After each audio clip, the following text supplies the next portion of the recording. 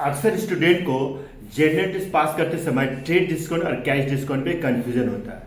मान लेते हैं कि अगर मान लो कि तुम मार्केट से टी शर्ट परचेज करने गए हो और उसका टी शर्ट का जो टैग लगा हुआ था 1000 रुपीज़ का और दुकानदार बोला आपको 800 रुपये देना पड़ेगा, 1000 रुपये नहीं देना, तो कितना दोगे उसको? 800 रुपये दोगे। तो 800 रुपये दोगे, वो तुम्हारा नेट परचेज प्राइस हुआ 800 रुपये। क्या अपने दोस्त को बताओगे कि 800 रुपये खर्चा बताओगे कि 1000 रुपये बताओगे? 800 रुपये बताओगे।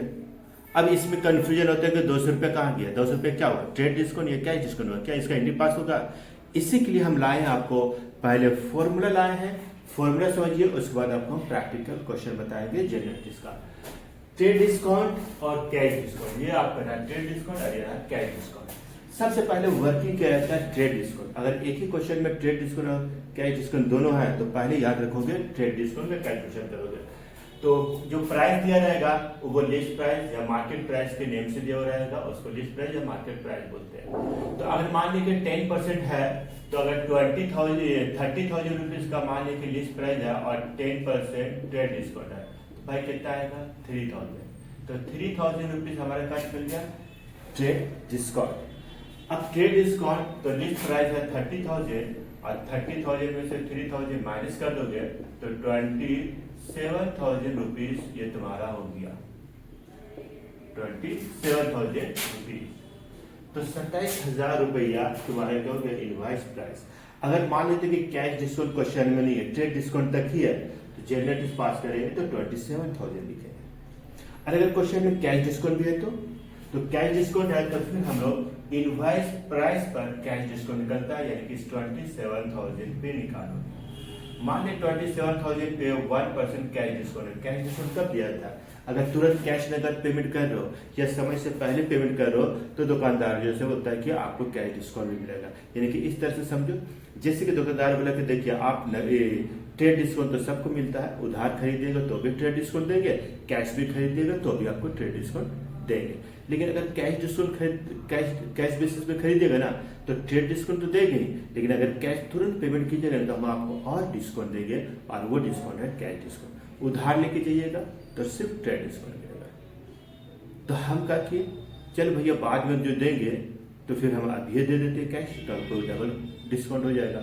तो फिर हम इनवॉइस प्राइस पर हम उसको कहा देंगे कैश डिस्काउंट। तो अगर हम आपको कैश तुरंत मिल जा रहा है तो ट्रेड डिस्काउंट, अगर मान लिया बाद में भी अगर देता है, समय से पहले देता है तो भी कैश डिस्काउंट दे दिया जाता है। तो कैश डिस्काउंट देते हैं तो दुकानदार को थोड़ा सा लॉस होता है, इसलिए इसको नॉमिनल अकाउंट में कैश डिस्काउंट में डाला गया और उसके आधार पर कैश डिस्काउंट का जनरल टेस्ट पास किया जाता है। तो अब यहाँ पे नेट परचेज या नेट सेल्स, अगर हम सेल कर रहे हैं तो कैश डिस्काउंट लेस करने के बाद जैसे 27,000 में से 27,000 तो 20 कैंसिल हो जाएगा, 270। अब 27,000 में से 270 रुपीज माइनस कर दोगे, 27,000 माइनस 270 तो 26,730 रुपीज आएगा। इसको हम बोलते हैं नेट परचेज या नेट सेल्स। अगर माल खरीदे तो 26,730 नेट परचेज हो जाएगा, अगर सेल किए तो कस्टमर से पैसा लेंगे 26,730 रुपीज। तो ट्रेड डिस्काउंट का एंट्री पास नहीं किया जाता है, कैश डिस्काउंट का एंट्री पास किया जाता है, याद रखोगे। तो ट्रेड डिस्काउंट याद रखोगे, यह हमारा कोई ट्रांजेक्शन नहीं होता है, इसलिए नहीं होता, लेकिन कैश डिस्काउंट का ट्रांजेक्शन है तो कोई इनवॉइस प्राइस में से काट करके दिया जाता है, इसलिए इसका एंट्री पास होता है। तो आपको समझ में आ गया होगा। जब भी जनरल टेस्ट में अगर ट्रेड और कैश डिस्काउंट दोनों रहेगा तो याद रखो पहले ट्रेड डिस्काउंट कैलकुलेशन करोगे, उसके बाद कैश डिस्काउंट का। अब इसका कुछ प्रैक्टिकल आपको क्वेश्चन बताओ। देखो ये जो क्वेश्चन हम लिए हैं अभी फिलहाल इसमें 3 क्वेश्चन ट्रांजेक्शन के लिखे हैं, और भी क्वेश्चन है इसमें। इस क्वेश्चन में टोटल जो इस क्वेश्चन में दिया हुआ है ट्रेड डिस्काउंट के बारे में है, कैश डिस्काउंट भी है जो मेंशन है, और किसी में ट्रेड डिस्काउंट कैश डिस्काउंट नहीं मेंशन है, सिर्फ डिस्काउंट मेंशन है। तो उसको क्या समझेंगे, पहले उसी को समझा रहे हैं। क्वेश्चन दिया हुआ है receive cash from Dinesh ji 1,980 rupees and allow him discount 20 rupees.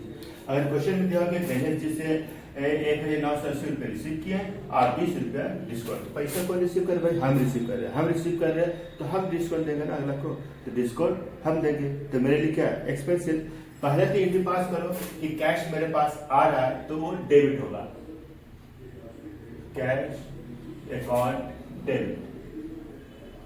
To, giver कौन है भाई? गणेश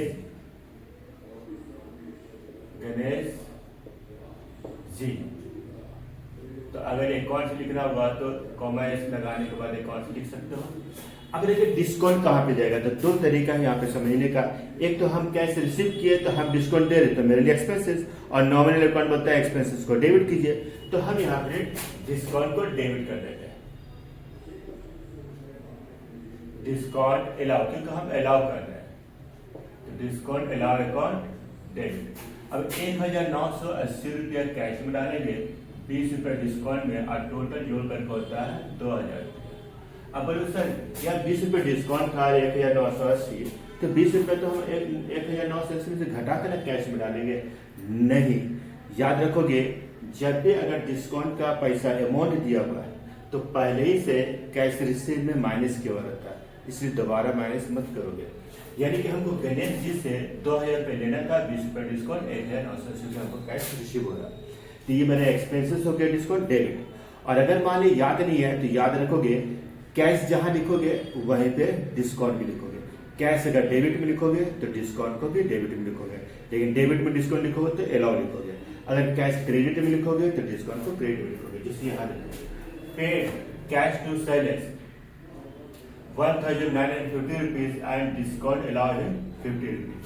अब देखो यहाँ पर हम लोग जैसे कैश सेलर्स को पेमेंट कर रहे हैं, तो मेरे पास कैश जा रहा है, रिसीवर कौन है? सेलर्स, तो रिसीवर को डेबिट किया जाता है, sellers account debit to cash, मेरे पास से कैश जा रहा और जाने वाला क्रेडिट होता है। तो भैया हम कैश दिए तो डिस्काउंट वो मेरे को देगा, और हमको डिस्काउंट मिलेगा तो मेरे को फायदा हुआ, और फायदा हुआ तो इनकम, और इनकम का होता है क्रेडिट, इसलिए डिस्काउंट को क्रेडिट में लिखना है, टू डिस्काउंट रिसीव्ड अकाउंट।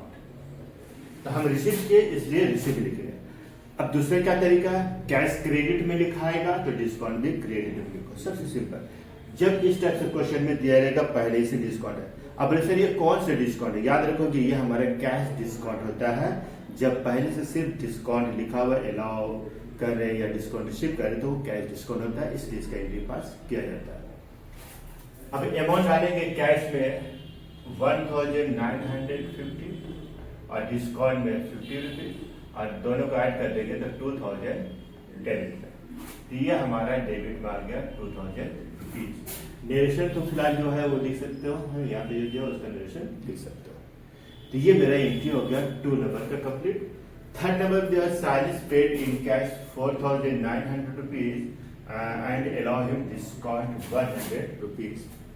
अब जो से साइलेंस जो से कैश से मेरे को पेमेंट कर रहे थे, यानी कि हम कैश रिसीव कर रहे हैं, तो कैश रिसीव कर रहे हैं, साइलेंस पेड कर रहे हैं, तो मेरे पास कैश आ रहा है, तो कैश अकाउंट डेबिट। तो अभी बताए थे कैश अगर डेबिट होगा तो डिस्काउंट भी डेबिट होगा, तो discount allowed debit to silence.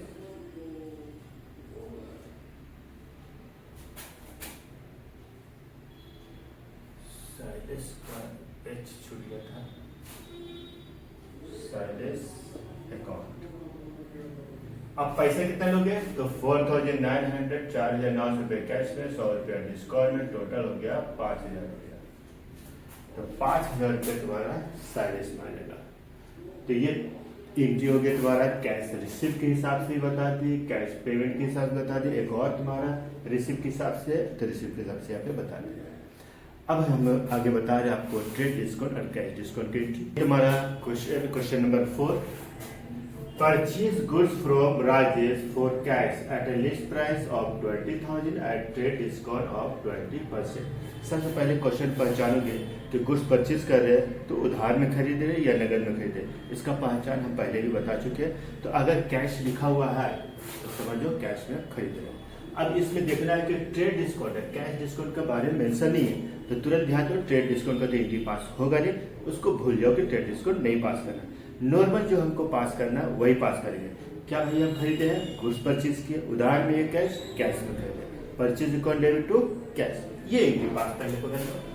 Purchase account debit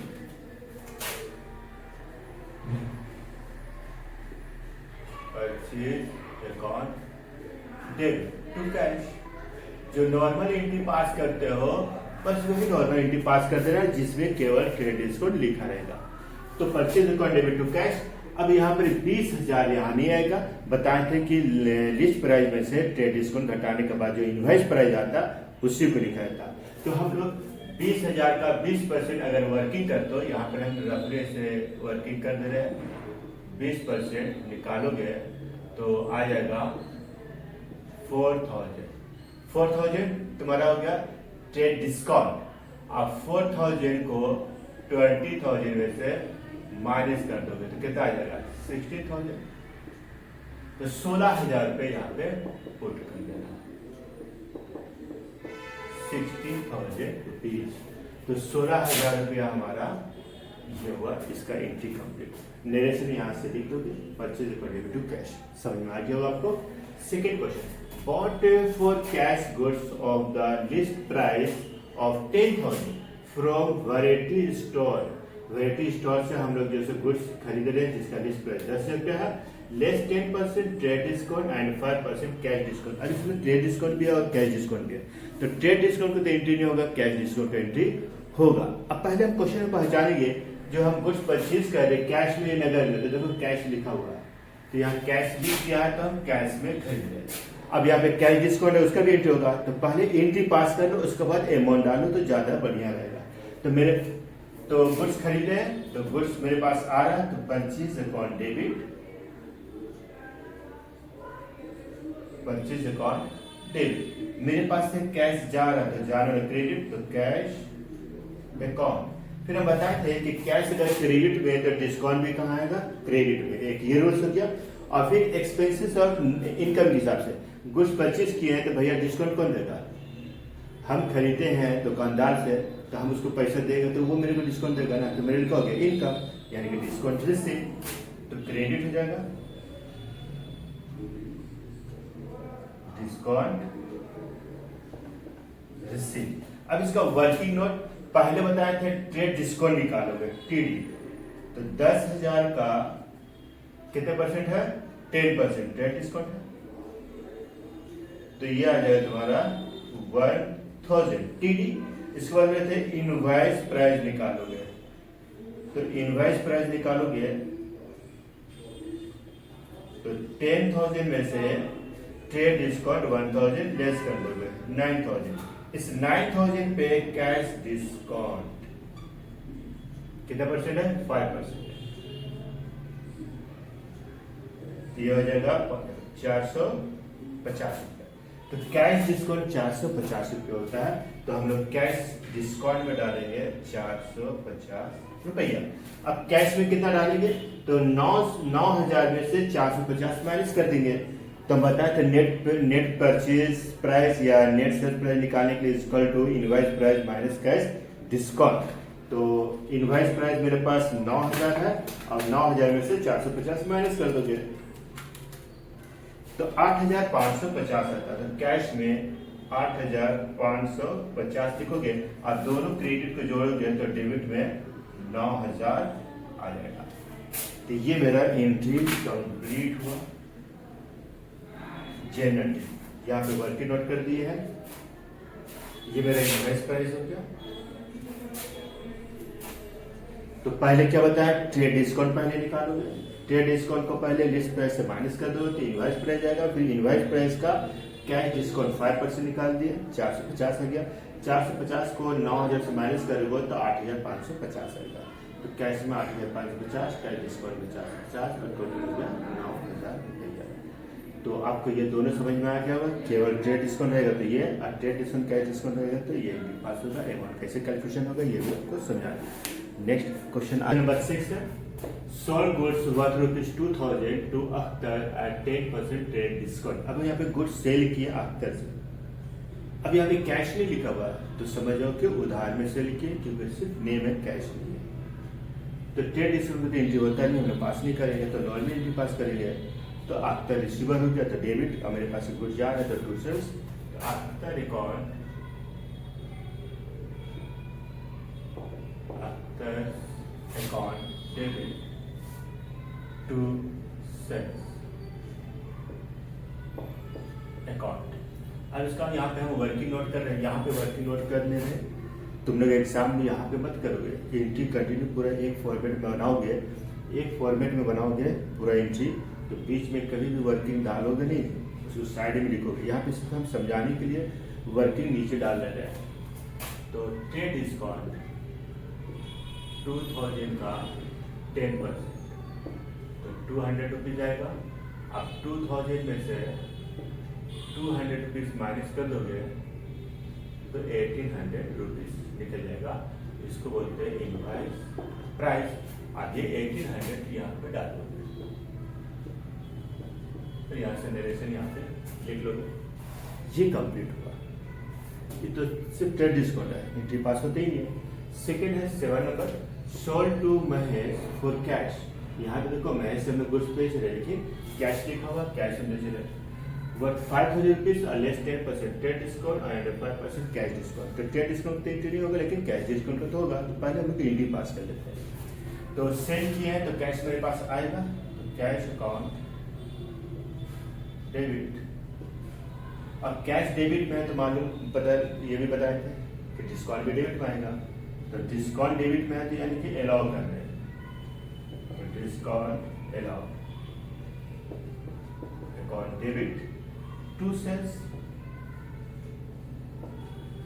अब इसमें पैसा कैसे डालोगे, तो फिर वर्किंग नोट, पहले ट्रेड डिस्काउंट बोले थे, तो ट्रेड डिस्काउंट 5000 और 10%,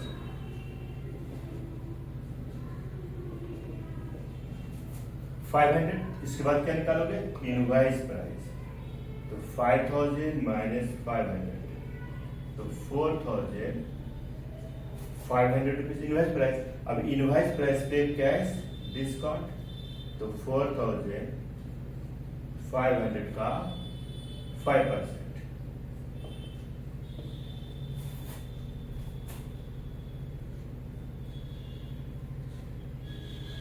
₹225। तो नेट सेल्स यानी कि कैश रिसीव, तो कैश कितना रिसीव होगा, तो 4500 माइनस 225। तो 4500 में से 225 लेस कर दोगे, 275।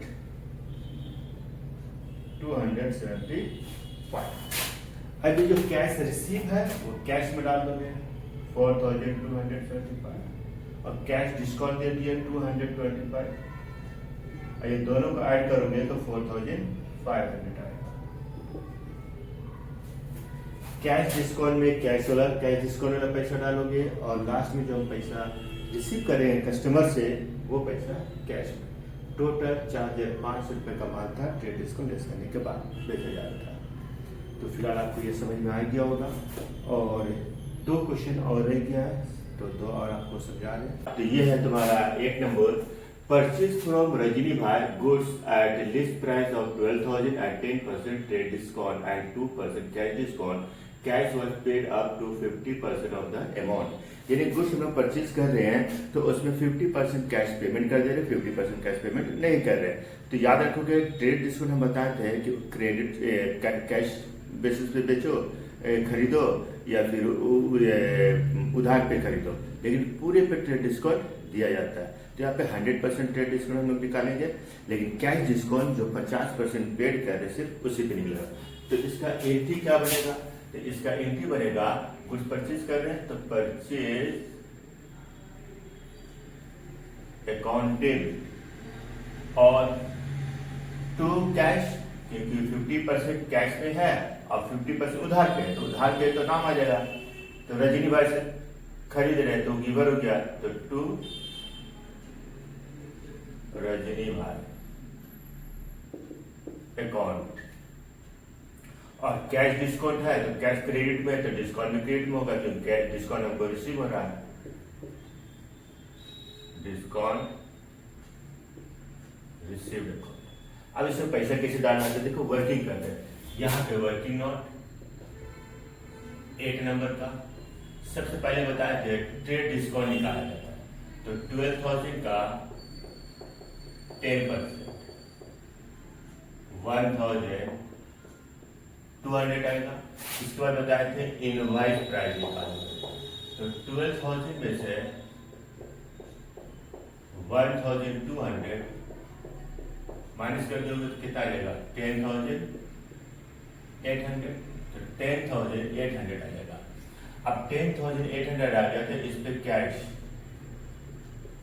10,800 का 50% कैश, तो इसका हो जाएगा 5,400।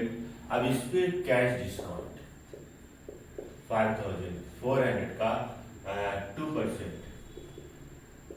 तो 5,400 का 2% 108 रुपीज। तो अब कैश पे तो 5,400 माइनस 108 लेस कर दोगे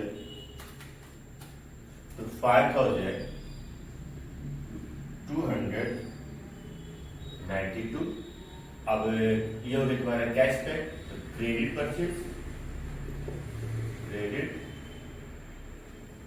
परचेज इस पे 10,800 ट्रेड इसको लेस करके जो आया उस पर निकालना है 50%, तो अमाउंट वही आएगा 5,400। अब अमाउंट कैसे कैसे डालोगे, देखो कैश पेमेंट किए हम लोग 5,292, तो 5,292 पहले क्रेडिट को डालोगे, डेबिट से स्टार्ट मत करोगे। फिर कैश पेमेंट हो गया और कैश डिस्काउंट रजनी भाई क्रेडिट परचेज 5,400, तो 5,400 और कैश डिस्काउंट 108 रुपीज। अभी तीनों को जोड़ोगे तो 10,800 आएगा, तीनों को जोड़कर। तो क्रेडिट टोटल और डेबिट टोटल एक वाला आना चाहिए। ये मेरा कंप्लीट हो गया। अब यहाँ पे डायरेक्शन लिख लो उसके हिसाब से। 9 number sold to Arvind at a trade discount of 5% and cash discount 1%, goods of the list price of 20,000, he paid 60% cash। देखो 20,000 का लिस्ट प्राइस का गुड्स है और हम सेल कर रहे हैं, तो अगला जो है सिर्फ 60% ही हमको पैसा दे रहा है, तो भाई कैश डिस्काउंट 60% पे देंगे और 40% का हो गया क्रेडिट सेल्स। 80 का बनेगा, कैश मेरे पास आ रहा है, कैश अकाउंट डेबिट, और अरविंद उधार भी सेल किए हैं,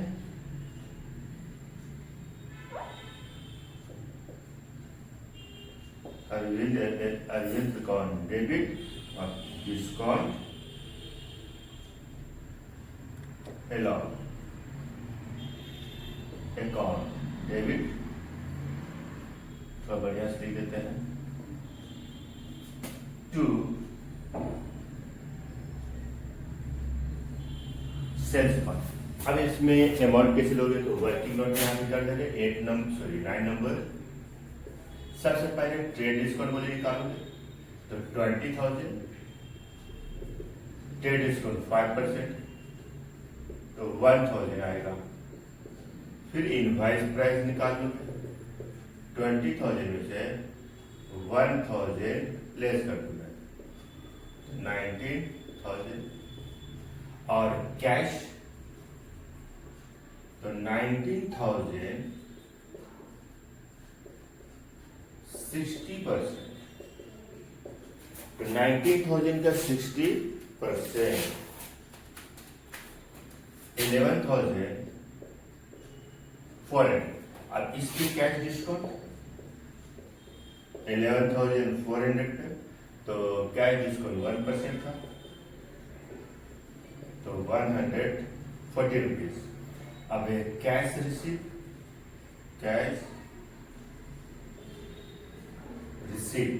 तो 11,400 माइनस 140 यस कर दोगे, 11,286 कैश रिसीट। अब क्रेडिट सेल्स क्रेडिट सेल्स, तो 90,000 ट्रेड डिस्काउंट लेस करने के बाद जो अमाउंट आया है उस पर क्रेडिट सेल्स 40%, तो 90,000 का 40% 7,600 क्रेडिट सेल्स पे कैश डिस्काउंट नहीं मिलता है। अब अमाउंट देखो कैश, तो कैश यहाँ पे दो, cash receive 11,286, Arvind credit sales 7,600, cash discount ये रहा, कैश डिस्काउंट 140। अब तीनों को जो ऐड करोगे ना तो 90,000 आएगा। ये तुम्हारा कंप्लीट हुआ। जिस क्वेश्चन में ट्रेड डिस्काउंट, कैश डिस्काउंट और कुछ कैश पेमेंट है या कैश रिसीव है तो इनके याद रखेंगे।